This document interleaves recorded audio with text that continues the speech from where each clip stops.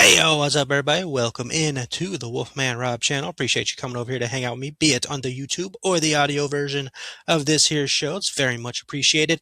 Today, I'm going to be talking about the film Insidious, out of the further, the sixth Insidious film. Think about that, man. That franchise has been around long enough to be on its sixth film already. Doesn't feel like it, does it? Maybe it does. I don't know.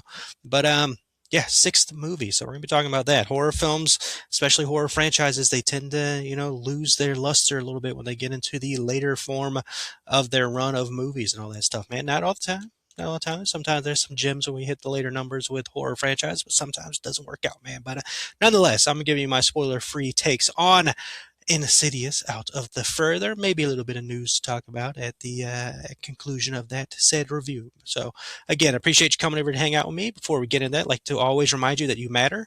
Capable, incredible things, man. So just keep going forward, keep believing in yourself, and things will work out the way they need to work out for you. But nonetheless, let's go ahead and jump into this for you YouTube viewers. I'm going to throw up the poster for you while I give you some details on the film itself. The movie is rated PG-13 for strong violent content, some strong language, bloody images, and terror. Film runs in at 1 hour, 46 minutes, and is classified as a horror, mystery, thriller film. If you've been with me for a while, you know I like to call that the trifecta of awesome. Insidious this time around. So the thing to know is that the movie, of course, is still connected to the franchise, but it's connected in different ways. So the Insidious franchise, the timeline shifts around on itself. So the first film, correct me if I'm wrong here, but the first film is actually chapter three. And then the fourth film, the Lost Key, Last Key, the whatever key, that is the next movie.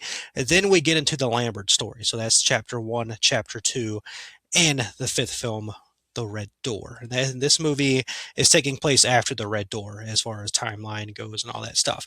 Our connecting character, of course, being Elise, played by Lynn Shay in this movie and all that stuff. So that is your first thing to know about this movie. Basic idea without really spoiling anything. I don't really want to talk about anything from the trailer either because there might be some people out there who don't watch the trailers, which very much applaud you for doing that. I need to do that myself.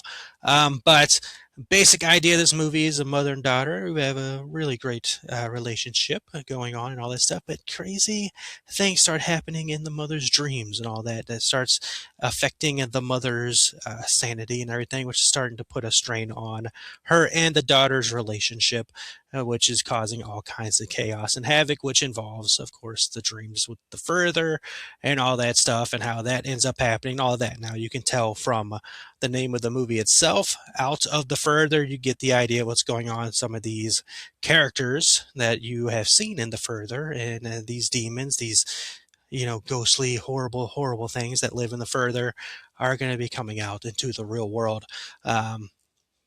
In a terrifying fashion, as you would expect, and all that. So, again, not going to tell you exactly how that happens and all that because that is, a detail. I believe the trailer tells you what's going on there, but again, like I said, you might not be watching the trailer, so you don't know the aspect of what's happening there. But that is the basic idea. So we've got to figure out how to do that, how to survive all of it, how to get through it. Can you get through it? Can you get them back into the further and all that stuff throughout the movie and everything?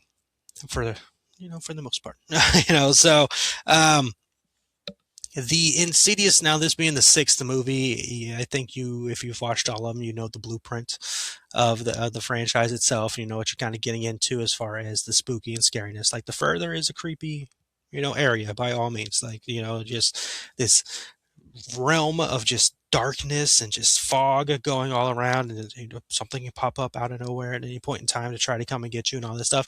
It is a very creepy aspect and it's one of the best aspects of the franchise itself and works very well in the way they play it out. And it's typical in this movie. There's not really too much of a difference going on there. Now, there are some moments in there, it's emotional play on your heartstrings kind of moments that go on in the further as well, based on the storyline that's happening in this movie and all that stuff. So I think they did a good job there and a good aspect there and everything. The scare factor, of course, jump scares is mostly the primary scares you're going to get in this kind of movie. And it works to a degree with some areas, but again, some of the basic same stuff you've seen in other Insidious films. So nothing necessarily to break the mold or break out or be insanely over the top or crazy and all that stuff.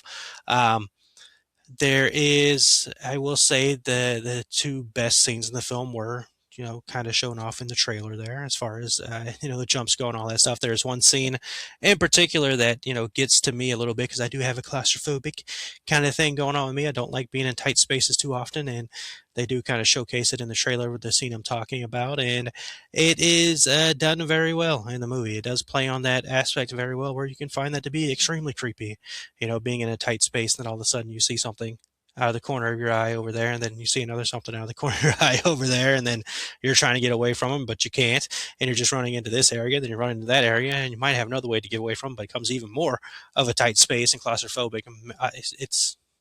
It's horrible for people with the claustrophobia thing going on, man. But that's to me that's the best thing. And if you've seen the movie, or even if you've seen the trailer, you know what scene I'm talking about for the most part. The other stuff playing around it is fine. Again, nothing too different for this franchise going on here. But I enjoyed the movie for what I saw and what I went through there. Again, I've said it a couple times already this year. I've absolutely seen worse movies this year than this movie. I think the Insidious blueprint is followed well enough to where if you enjoyed all the other movies, I don't know why you wouldn't enjoy this one. Like if it follows very well into the processes and all this stuff. There's some things that happen in the movie, that you're like, but there's some things. There is a mid-credit scene in the movie, so stay there for at least the mid-credits. Nothing after the credits after that, but of course, you want to stay through the credits and see all the people who worked on the film. More power to you in doing that. Nothing wrong with that either. But there's just one extra scene there in the credits itself. But overall, the storyline that they're telling and the aspects of how it all connects to itself and what it connects into as what you can do with the further and the things that can happen with the further and how they could, cross over into the real world is an interesting concept and interesting idea. And I think they executed it well enough in this movie. Um, as far as it being the sixth film in the franchise and all that stuff, it's did a good enough job. I've seen worse sixth films and franchises, without a doubt. So, you know, not Chucky. Chucky's sixth film was actually very good, Curse of Chucky. But the the team that put together this movie did a good enough job. Again, feels like an Insidious movie. They did a good enough job. There's a compelling enough storyline between the family dynamic that's going on with our two main characters here, and very interesting idea of how it all works and unfolds of having this dark demonic world cross over into the real world, and just seeing how you're going to have to combat with that and how you can deal with it, if you can deal with it. That's a very interesting and creepy and scary kind of thing to think about, by all means. So overall, I liked the movie. I think it's fine. Looking at scores, the critics don't like it as much as the audience, which is typically how it works when it comes to horror movies. But um, I enjoyed it. I enjoyed the movie. So it's one of those things where, said with the last review, you could either see it in theaters or you can wait to watch it at home. I can see waiting to watch it at home perfectly fine as well. For this one, it's not something you necessarily have to see in theaters. Now, with that, when it comes with horror movies, obviously you want to go to the theaters to support theaters, so go out there to do that. But there are reactions, from other people that can make you laugh while you're in the movie theater as well, seeing how people react to things. And um, what I will say is that the main character is a dentist, and we see part of her job, and you can think about how disgusting mouths are, and that kind of got the loudest reaction in there. Just the cleaning of teeth, just that. I'm not gonna go into any more detail, but just that, more than any like really jump scare out there. I think there was a jump scare that got one person at least in the film theater, but I went to a Thursday preview, so it wasn't overly packed or anything like that. But the movie's fine. The movie is fine. Like, it's, again, if there's a movie you want to put on and watch, if you want to watch all the Insidious, I don't think really any of the Insidious films are all that bad to me.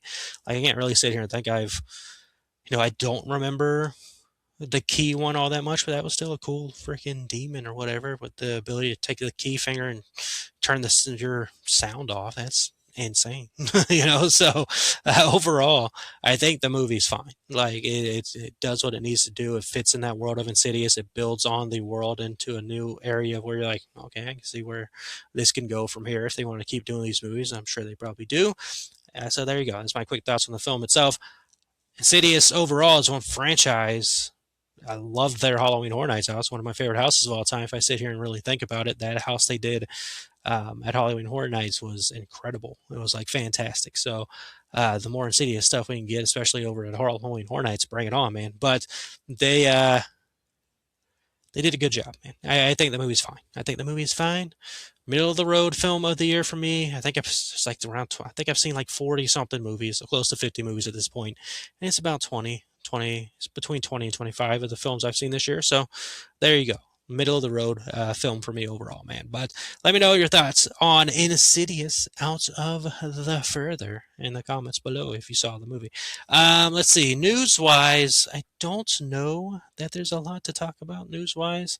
I did see, we'll talk some DC real quick because a lot of people are freaking out after Supergirl came out, which I don't know why. The movie's good. But Lanterns has officially debuted. They're doing the weekly release on HBO Max. And the first episode was the biggest DC streaming thing to happen and top 5 of all time in streaming for HBO Max, man. So that is a big deal right there. People are into Lanterns, getting very good reviews from what I've seen as well. So there you go. People worried about DC. Speaking of, they showed a Clayface trailer that I haven't seen before. We got some more ideas into that movie and all that stuff. Very excited for that movie, man. That's what I like about DC, and I think that's something that people haven't caught on about because they're expecting the Marvel of it all and all that. Nothing against Marvel. I can enjoy Marvel movies as well, but the Marvel movies all kind of feel like the same film to a degree. And this, of course, they're in the same world, but they all feel like the same blueprint creation that they're going with and just kind of twisting around a little bit to fit the different characters in there. DC is doing different vibes, man. So you have the super colorful, hopeful Superman movie, and then you had Supergirl come out, which was not as colorful, not as bright, and it was dealing with a lot of, you know, depression, and trauma and all that stuff, and trying to fight through that and everything. Then you've got Clayface coming out, which is a freaking horror movie, by all means, a body horror movie at that. Love that they're doing that. I love that we're getting all kinds of different styles and feels and all that. And then, of course, you had Creature Commandos that's been a part of it, Peacemaker that's been a part of it, Lanterns that's now out over here. I'm digging what they're doing, and that's not a biased take. Like that's just, personally, I want you to do that. Give me different, stuff. We know those comic book worlds have all kinds of different vibes and styles to them. Do it, man. Put them all out there. Let's see all the things that you can do. I like that idea, man. Um, but nonetheless, I think that's all the news. I don't know. I don't think. Yeah, not thinking of anything else there that has released lately to come out. So spoiler-free takes on Insidious, Out of the Further. Again, let me know what you thought about it in the comments. A little bit of DC talk there. Used to be mandatory on this show, but then I stopped doing news. Then I brought it back. I don't know what I'm doing with this stuff. I'm just doing it, because I love to do it. But nonetheless, appreciate you if you watched this whole thing. Thank you very much. Appreciate you hanging out. And again, before we get out of here, you matter. Keep going forward. Keep fighting. Things will work out the way they need to work out for you. And hope you have a wonderful rest of the day, week, month, year. We'll be back with more stuff to talk about. Again, Halloween Horror Nights just around the corner. More movies to see and all kinds of stuff to talk about, man. So appreciate all of you. Hope you have a wonderful, wonderful rest of the year and all that good stuff. You matter. Never known how to close these things, so we're just going to close it. Appreciate you. We'll be back with more stuff later.